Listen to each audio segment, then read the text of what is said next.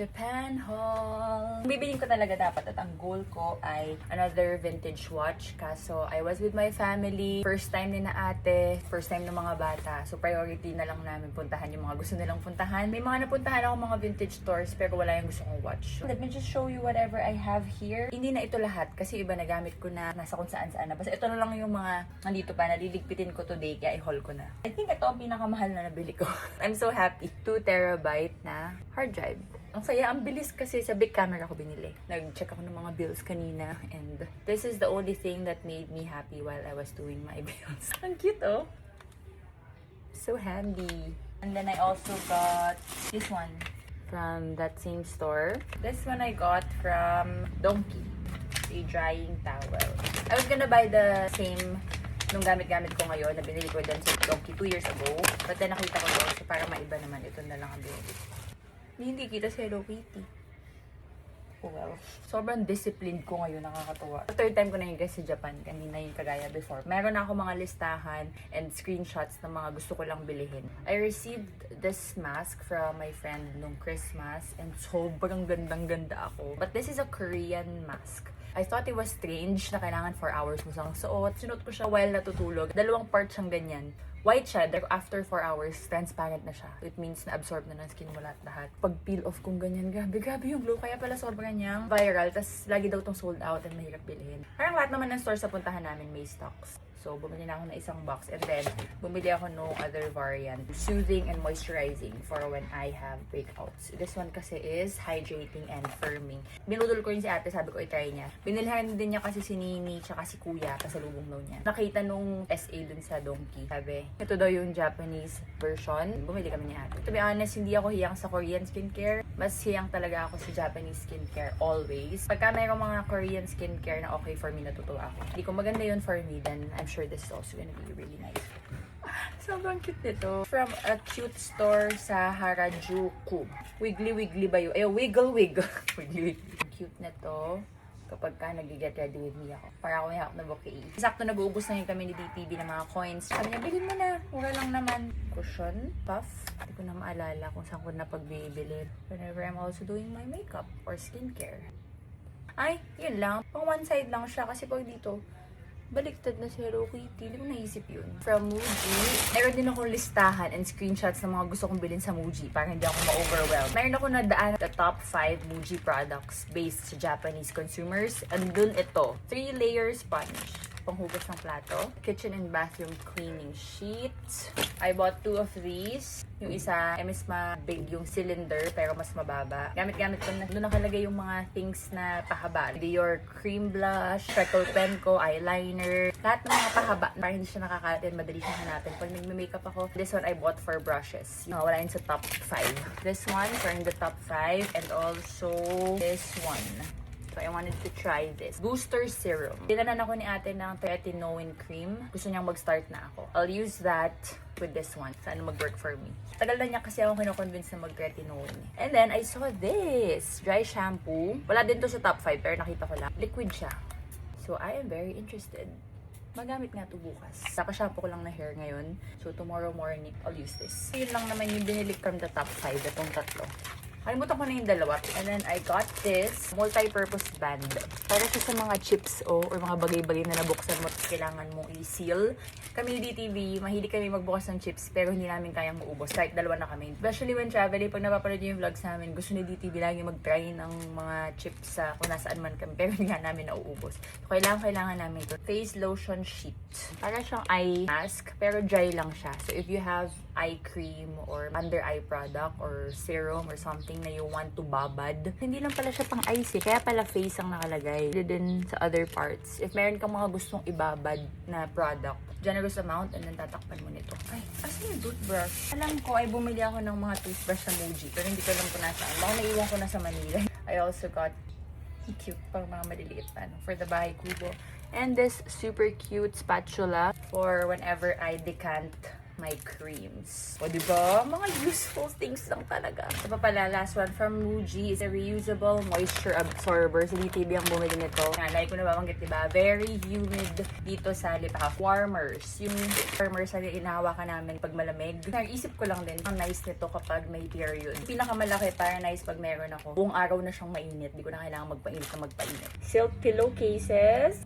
Ayan, cute. Madami kaming insect repellent na binibili. Kahit saan kami pumunta, sa New Zealand, sa Australia, akala ko nga maganda yung mga galing doon kasi grabe din ang insects doon. Pero hindi effective sa amin. So, lalo kay DTV, pag nagagawa siya sa labas, grabe siya lamukin. So, skin vape lang talaga yung nag-work for us. Kaya yun, nag-hoard na ako. Yung isa, open na. Dalawa itong Hello Kitty kasi siya Hello Kitty. Pero I want to try this one, Sakura. Also, kaya ko din to gustong gusto kasi ganda nung spray niya. Kahit na left ang spray mo, madali talaga. Compared to yung nung nandun kami, nakadalawa akong ganito. Kasi si DTV, dumating kami doon may sakit. Tapos mamaya-maya si Mami ubo-ubo-ubo, si Mac nagiginig ko sumisinghot. Sabi ko, shucks, hindi ako pwede magkasakit. So, bumili na ako nito para lagi kong sinishield yung sarili ko.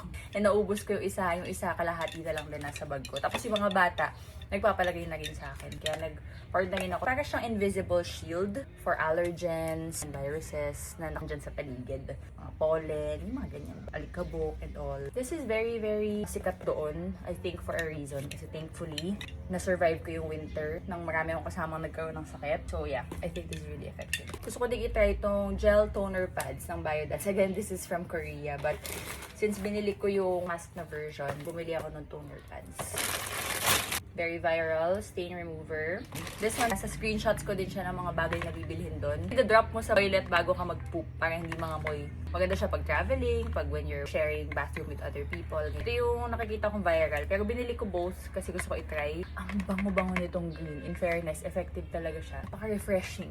Kahit natapos ka na, amoy fresh pa rin yung banyo. Florally, okay lang, but yes, ito naman, na-curious ako. Souffle Skin Veil. In-apply ko kay DTV. Malalaki kasi pores ni DTV. Para siyang primer. Parang nabanat na ganyan. Tapos very soft. So, feeling ko nice to under makeup ngayong dadating na summer.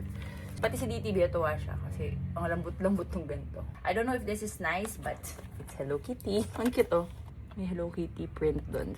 Well, it's made in Japan, so I'm sure it's gonna be nice. Restock of my favorite Anessa sunscreen skincare gel. Ooh! I also forgot I bought this. Sana pala nagamit ko na. Gusto ko din i-try ito kasi lagi ko din nakikita na viral siya. This is the treatment hair water. Pwede na rin siya as heat protectant. Meron ding milk version pero ito lang water ang binili ko. Sinabi ko rin kay ate na viral to, na pain reliever doon. Never ko pang na-try. Ni-research ni ate. Natuwa naman siya. Isang pack siyang ganyan, 5 yung laman. Pag binili namin yun, may free bag. Hindi yung binili ni ate, so kailangan niya yung bag. Kaya na namin. Sabi ko, akin yung dalawa. That day, super duper sakit na ankles niya. 2 days nang masakit paglalakad. Hindi sanay si sis. Nung ininom daw niya, pagising niya kinabukasan, wala na daw talagang pain.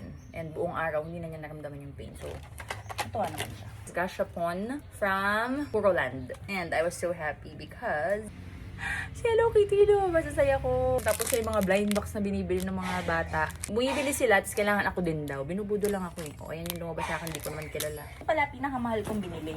We went to the outlet and wala din ako nabili, in fairness naman to me. Si ate ang daming nabili. Mga recent visits ko sa Ralph Lauren stores, walang linen lagi. So, nung nakita ko may linen, lahat ng colors available, I got it in yellow and navy blue. Tapos, bumili ako ng bagong cap.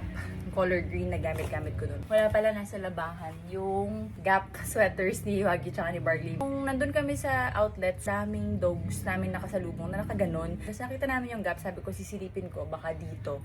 Ayun na nga, meron silang isang area for dogs. Tuwan-tuwa ako. The last thing that I got from the outlet also. O diba? Walang mga bag, walang mga ganyan. Si DTV bumili ng Seiko na GMT watch. 2 years ago nung nag-outlet kami sa Osaka, yun, doon din namin nabili yung mga Seiko watches namin. Bumili ulit siya this time. Anyway, this is so cute and so bango. Teka, mag-open tayo isa para makita nyo. Reed diffuser. Ganyan. Malaki siya. Ayan. Like this. This is the Nordic Collection Reed Diffuser in Sea Island Cotton and Clear Air. 430 ml. Ayun pala, nakalagay naman pala itsura doon. From Puroland, binili ko yung dessert sa food court dahil dito, kasama to. More things pala that I got from the Sanrio store na sa Kusa, kasama nung gunting and calculator, notepads. It's Japanese bag from Mount Fuji. Dun sa Lake Kawaguchi ko, sa gift store, bumili kami ni ate. Hindi siya ganun kamura ha. It's 5,390 yen. Hama Monyo, it's a leading Japanese textile and clothing design brand that utilizes the traditional printing technique of Yokohama. Nabudol kami sa ganun mga tradition. Leather to, tapos ito, tela lang na ganyan. Na pwede mong iba-ibahin yung style. Feeling ko, hindi ko naman din gagawin, pero ganun. Diba? Galing. Flare, pangtanggal gusot. If napanood nyo yung video ko na tinry ko to the first time, nakala ko scam. Hindi pala. Tinry ko siya sa cotton na t-shirt. It's super effective. And itong scent na to, bangong-bango din ako. So, spray it on your clothes. Pagpag it, banat-banat it, and it's gusot-free already. So, perfect for when traveling. I also got pala Dalba. Ito ata ay Korean din. Hindi ako sure. But gusto ko i-try itong White Truffle Skin Calming Spray kasi gustong-gusto ko yung yellow version. Color pink naman siya. Noong time na nandun nga ako, very irritated yung skin ko. Bili ako ng bili ng mga gagamitin ko doon. Tapos nata-tax free ko, nakakalimutan ko. Eh di nasiseal, hindi ko yung nagamit. This one we also got from Mount Fuji. The same store we got this, December 17. Iba-iba kasing random characters. But for my birthday, it was Hello Kitty. Medyo madami pa rin naman siya, pero these are all intentional. Hindi na siya yung basta-basta pinagdadampon. Ito talaga yung mga kailangan kong bilhin. Hindi kami nag-excess baggage. Wala din pala dito, but I also got a lot of GU and Uniqlo Heattex. Syempre, mga ginamit na namin doon. Plus, of course, yung mga pajama sa GU. Tatlo lang naman yung binili ko. Tatlong bagong color. DTBN, I also got yung Puff Tech na puffer jacket. Kasi isang random day na lumabas kami, sobrang lamig. So, lahat kami bumili ng mga extra layers. Sakto, matagal ko nang gusto bilhin yun. Kaya bumili kami. Tapos bumili rin ako nung vest version nun. In fairness, wala akong nabiling shoes. Si DTB, wala rin. Kung may na-miss man ako na iba, mga small anik-anik na lang. While I was editing the video, I remembered this one. Gusto ko i-share kasi maganda siya. I know marami akong na-miss dun sa video na yun kasi marami na ginagamit ko na. Never mind yung mga yun, but this one I wanted to share kasi effective siya. So, ito yung name. Screenshot nyo na lang. Si DTV ang nagturo sa akin ito. Sabi niya, love, bili ka niya, no? Kasi nga nagbe-breakout ko nung nasa Japan. It's a cream like that comes with pimple patches na ganito. Kaso lang konti. Ilalagay mo yung cream, tapos papatungan mo ng pimple patch. Kaya parang mabababad yung gamot dun sa pimple. And in fairness, it really helped tame down yung active acne ko nung nandun kami. I also tried whatever pimple patch I had sa toiletry bag ko para kung sakaling hindi pwede yung iba, hahanapin ko kung saan mabibili to. Pero pwede naman, ang ginamit ko yung Derma Angel ko. While I'm at it, I also saw these in my toiletry bag. I also got this when I was there. It's also a random eye cream that I saw everywhere. So, binili ko kasi wala akong dalang eye cream nung andun kami. So, maganda yung consistency, kaya ako siya gusto. Parang gel. And then I also got La Roche Soothing Balm kasi nga I was breaking out. Skin was very dry when we were there. Parang ito yung moisturizer ko nandun. I couldn't use this here in the Philippines though kasi it's very thick. So, I'll keep this in my toiletry bag for whenever I'm traveling in colder countries. And lastly, I also got this nga pala. The viral na Refa hairbrush. Si ate kasi, di ko nga kilala to eh. Pero nasa listahan to ng bibili niya. So, hinanap namin yung boutique mismo sa Ginza. She wanted the foldable suklay. Ganda nga naman nun. And in fairness, di naman pala siya mahal. Akala ko mahal kasi very bougie. I just got myself this brush and it's so cute. Ay. Gamit na agad namin ng mga pamangkin ko. Yun na talaga yung aking Japan haul. No bags, no shoes, no clothes, except for the winter things that I needed, and no unnecessary basuras that I didn't need. I'm so proud of myself.